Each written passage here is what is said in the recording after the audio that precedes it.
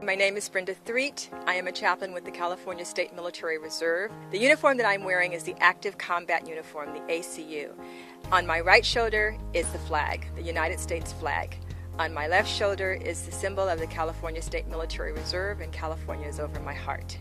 On my covering, my hat, is a symbol of a cross. It's indicating that I am a chaplain, and the chaplain's cross is also on my chest, including my name. My rank is in the center of my heart, and it means that we are men and women who pledge to defend our country.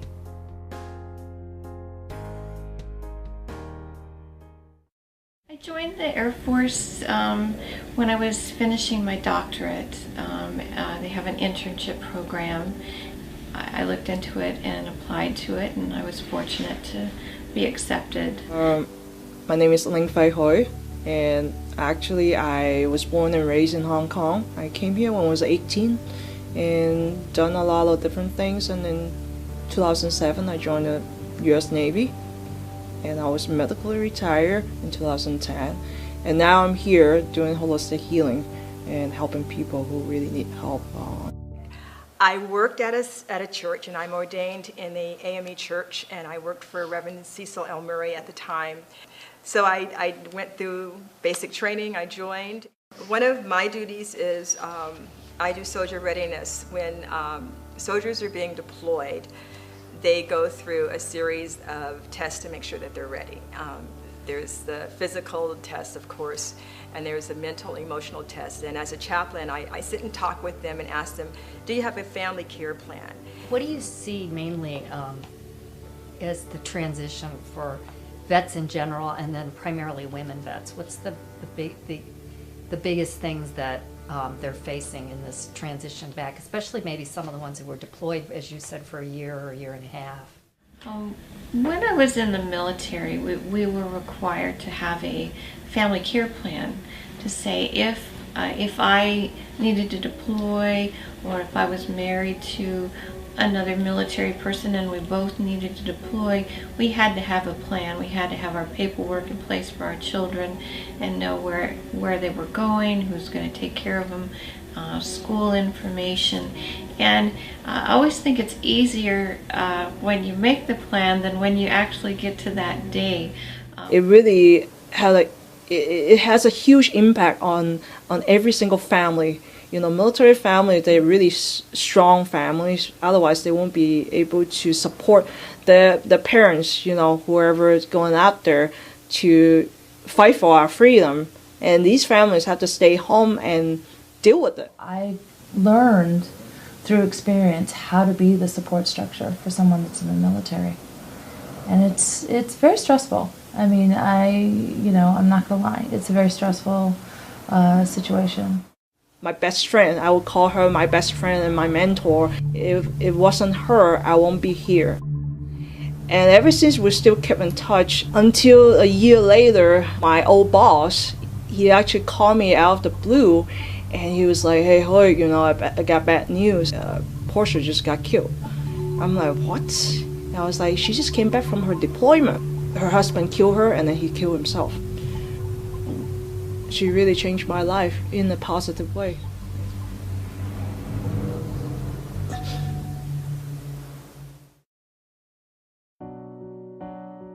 Now we have females to be on the submarine and all the good stuff, be on the front line. It took forever for us to be able to go up front, to be able to say that, hey, you know what, we can do the same job as you can. And even for the job that I was doing, it's pretty much more for males. Yeah, she would tell me about some of the good things, but a lot of times it seemed like there was more the stress that she was dealing with, and she was able to vent that with me, whereas she said, you know, she couldn't necessarily talk about all of it all at once, but it really, as the emails progressed, as the stress level increased, as the deployment got longer, it was hard. The veterans who have had a trauma during the military, if that's combat trauma or military sexual trauma or something else, that also seems to make it more difficult to to transition, to get to the right residence or the right education program or a job that suits them. I guess because women still, to the whole society, even in the military, we representing the weak group. So a lot of times people tend to pick on us because we're women. In the military, for females, feeling hostile, number one, sexual advancement, that's still constantly. That's why people go on to the mass. So they will go to the mass because something happens, sexual harassment, they have to resolve either within the chain of command, or you have to really bring it up to the spotlight and resolve that whole issue. It happens all the time, pretty much on every single ship, every single command, you'll hear it all the time. Do you find that the female vets are not as forthcoming to come to see you to talk about whatever issues they have as the men, or is it kind of equal on that front? I think it's different, not necessarily equal. It's different. The issues are different with men and women. And then women have issues of sexual harassment that they may have endured either when they were in the military or at some other place in their lives. And that's a very lonely place for a woman. And oftentimes, if she did experience it when she was in the military, she may not have said anything. She may have kept silence for many reasons. For females being in the military, we have to take extra precaution when we're at work. And we have to just watch our back.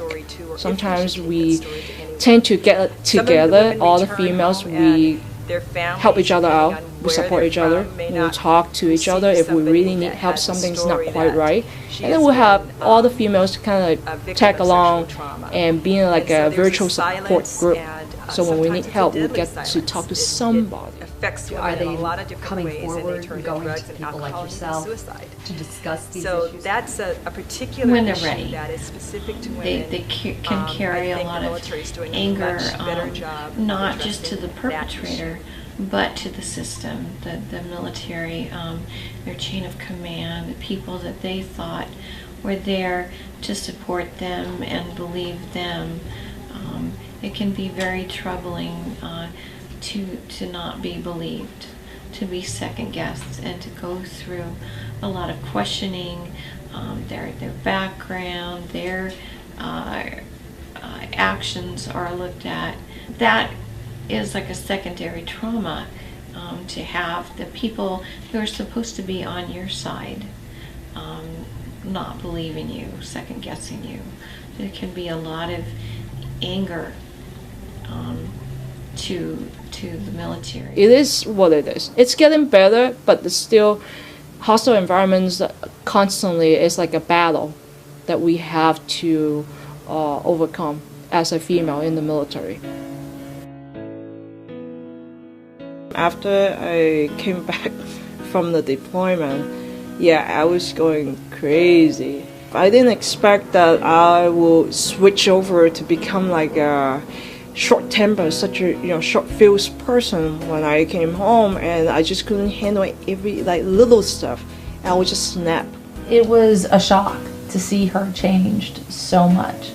She went from this goofy kind of person to this very serious, very short-fused, not a happy person. And I was glad she was out of that environment. Can you tell us a little bit about, in general, what you do in your job and how people can get to you if they are looking for help? We do a lot of outreach, trying to contact vets, especially when they get out, if they're going to school or applying for benefits or just in the community. A lot of the vets appreciate talking to someone who knows what it's like to be in the military, to know the good things as well as the hard things.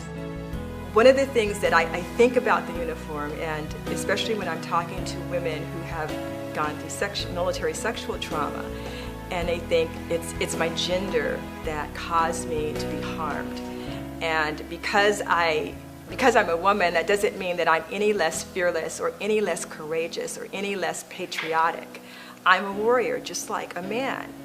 The extraordinary thing about the uniform is that it has allowed women to level the playing field. It has allowed women to be pilots and to be mechanics and to be engineers and to be doctors and lawyers and to be colonels and admirals and very extraordinary people. So the uniform and the women that I've dealt with have given me this sense of we are some fearlessly wonderful folks. And we may not be as strong as a man physically, but we are strong. We are strong, and our emotional and spiritual strength is no less because we're women.